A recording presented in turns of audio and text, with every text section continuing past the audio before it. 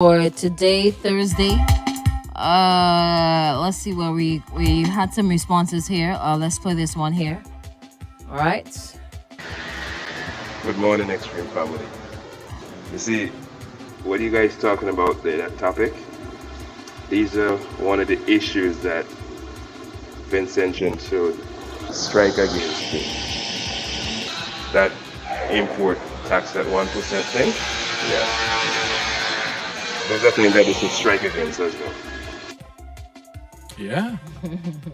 I think we need to make some noise about this import tax because it is creating unnecessary hardship in terms of driving the price of things up. I don't even think the price of inflation now is on the 2%. I would probably think it's about 5 based on what I have seen over the last couple of months.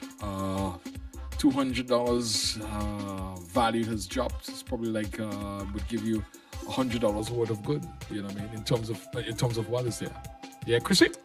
All right. Somebody says to back up Mark's point, some customs officers, if they see your invoice and the item is too cheap, they put a value to it. Therefore, you can pay 10 EC today and 25 EC next week for the same item. Yeah. And this is a fact because I experienced it so many times. Yeah, I think there is no consistency in terms of the application of the duty. One custom officer should not be applying a different rate when you make that comparison to another one. You know, there should be some guidelines in terms of, listen, across the board, if X comes to this, then you apply this figure and this is what it is. Not this willy-nilly application. That's my perception of it. You're allowing the system to be manipulated in that way. It means that you're allowing one person to gain an advantage over the next person, because when you get that goods coming in based on that variation in terms of the duty that is applied, it means that two different person leaving the port doesn't have the same advantage. You understand, Chrissy? Yeah. Yeah. Somebody says to stay off the chicken back. I just love chicken. I was just. You love chicken, but you don't like the sweetest part of the I chicken love back. the All right. Yeah, I just don't take me back there, please. Somebody says the man is right. Yeah, it's sweet like pork, but unhealthy. We always trying to justify to satisfy our own pleasure. Yeah.